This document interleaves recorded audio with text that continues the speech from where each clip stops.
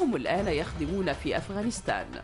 التقى رجلان في المسجد الذي يرتادانه بالقرب من كولورادو سبرينغ، أولهما مستمر في الخدمة كجندي في السلك الطبي، والآخر برتبة رئيس عرفاء تقاعد قبل 9 سنوات، ودار بينهما حديث عن تجاربهما في الجيش. Assalamu alaikum. My name is Dawood Salam, and I came to Islam in 1975 at the age of 18. I retired from the U.S. Army in 2002 at Fort Carson, and now I'm taking care of my garden. Assalamu alaikum. My name is Mustafa Bilal. I'm a specialist in the U.S. Army, and I decided to start practicing Islam around 4 years ago.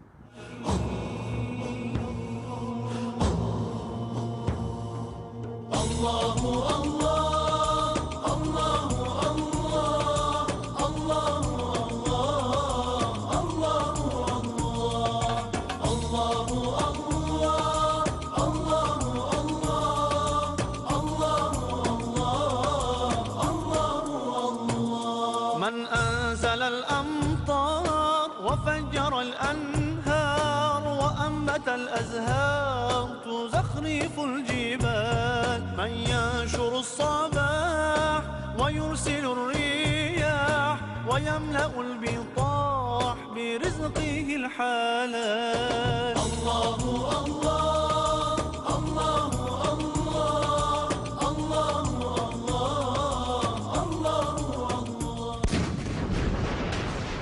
Desert Storm, August 1990, it's a long time ago. I was stationed at Fort Bragg, North Carolina. And it did bother me somewhat that, that we, the United States, were potentially going to go to war against Iraq, a Muslim country. I do recall that, being troubled by that. Many soldiers were deployed to Kuwait, Saudi Arabia, and eventually Iraq. تم إرسال مصطفى كجندي في السلك الطبي إلى شرقي أفغانستان في محافظة نانجاهار في العام 2008. One of my brothers is a Baptist Christian, and my other brothers and sisters consider themselves Muslim. I was born in 1957 in Miller, Georgia, Macon, Georgia. My parents, George Eason, my mother, Pearlie Eason, they were loving parents, and I had 8 brothers and sisters. My parents divorced when I was 3, and I lived with my mother in California up until I was 13. Then I went to go live with my father. My father was a very strict Muslim. It was like a 180-degree turnaround from living with my mother. My mother wasn't really strict in her faith, so it was kind of easy to just go along with society and the culture of America, living under her household. When I went to go live with my father, it was like, he was really strict. He made me reread the Quran every morning. He made me pray when I was younger. And he made sure that I stayed away from all the parties and whatnot of, my teenage life in America. This was a part of my life. You have to understand, you have to put it in the context of the times. There was the middle of the 70s, and the area of the United States that I was living in, the South. And there's a lot of history. If you don't know the history, that's when the races, blacks and white, was separated. And there was a lot of discrimination going on. And at this time, blacks were demanding their rights. And, they were making connection to Africa and, the liberation struggle that was going on across the so-called third world. And I, as a young man, was interested in what was going on. And I read a lot. I read the autobiography of Malcolm X, and Malcolm X tells about his conversion to Islam, him going to Mecca and being a Muslim.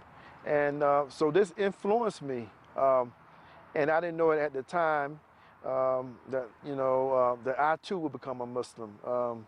And I think just reading his autobiography, his story, had a great, profound influence on my life. To be honest, when I was younger, I really didn't consider myself Muslim. I was just going through the formalities of what my parents wanted me to do. I was living a very purposeless lifestyle, just going to school, partying, hanging out, chasing behind the fast women, all that fun stuff.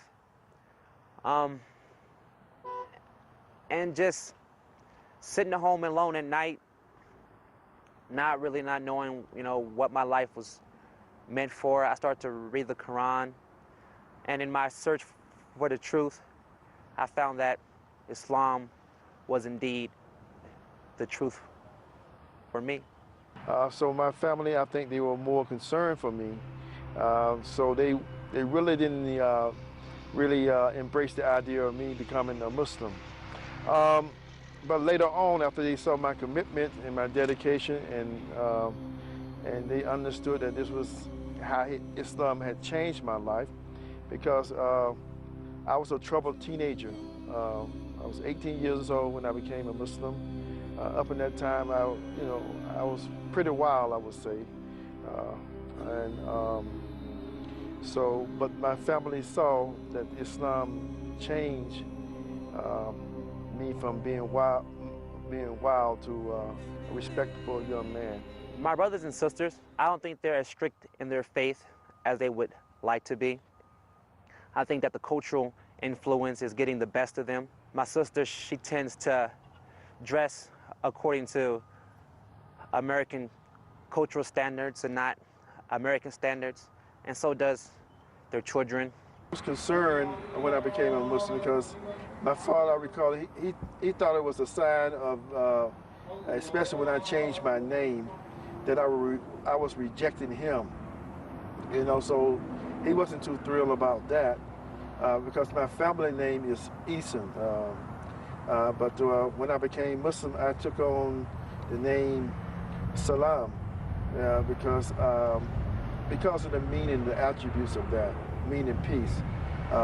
Also, it was a rejection of what I considered a slave name that had been given to my foreparents from their slave masters. So I rejected that, and I took on a name that I thought was more suitable and more in line to who I was. So there was some pushback from my family, because, like I said, my father thought I was rejecting him, but in which I really wasn't. I was just rejecting some of the ideas that I no longer could agree with. Became a Muslim in 1975, out of high school, worked several jobs, was making some progress, lost a job, and then I turned, as many people, do. The military was available, and I turned to the military. I joined the military in 1982.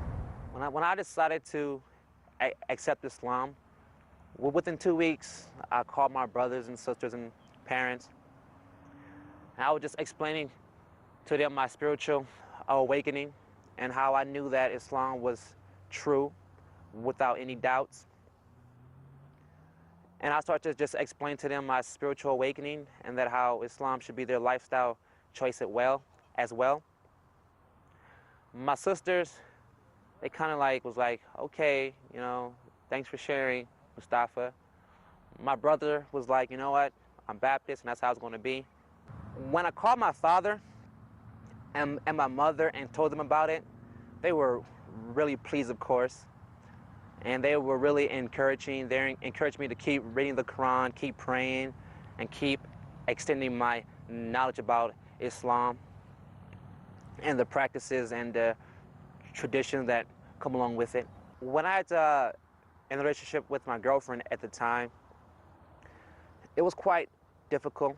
We've been together quite a long time, and we've been through some things, and we're actually considering being married. And when I told her that I was going to start being Muslim, and it really weighed heavy on her. Once I started to practice Islam, she didn't consider becoming Muslim at all. I tried to encourage her to read the Quran, but it just wasn't something that she wanted to do. So we kind of agreed without really agreeing to just go our separate ways. لم يكن لداود أي نية لإيجاد حياة مهنية خارج نطاق الجيش الأمريكي. And this was to be a short thing, 3 years, and maybe go back to school and finish school or something like that. But it ended up being 20 years.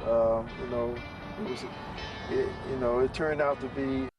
My experiences in the military has differed from good, bad, ugly. I have developed some strong friendships, some strong bonds that I know that I would take with me to the grave and that I would not have been able to develop and experience anywhere else. I've experienced some ugly things as well. When I first went into training back in 2008, I remember clearly during one of our battle drills that they were playing surahs from the Holy Quran over the loudspeakers, and the adhan as well, the call to prayer, while we were shooting weapons and practicing our infantry maneuvering skills. That had a very